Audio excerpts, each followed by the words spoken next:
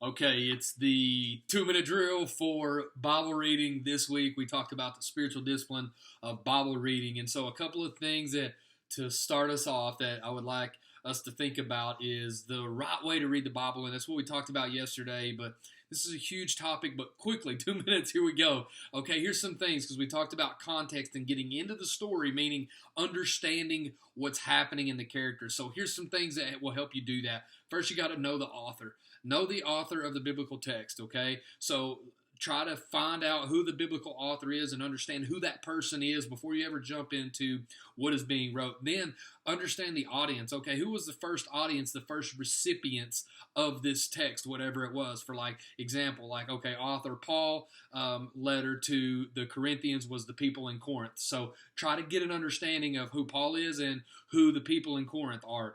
Also, try to get an understanding. This kind of goes with audience, but understand the culture that's going on around the people. For the people of Israel in the early parts of Scripture, it's one culture, and in first century Jesus's day, it's a different culture. So try to understand that. Also, try to get to know the genre of what you're reading. So it's either narrative or poetry or prophecy and so on and so forth, other narratives. So try to know that. And then an interesting one that might be you've never thought about was position in the canon. So where it falls in the scriptures because they were organized in a specific way to communicate. And there's some really cool information that can come from just that. So that's just getting into the text because what we have to do is then determine what it meant. As one author said, it can never mean what it never meant.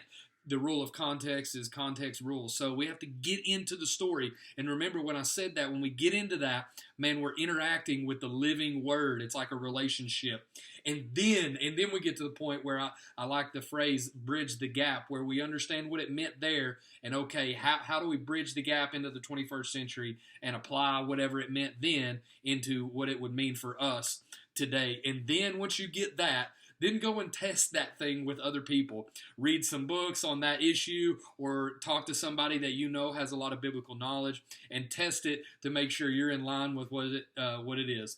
That's the 2 minute drill. That's a good start. So start there today.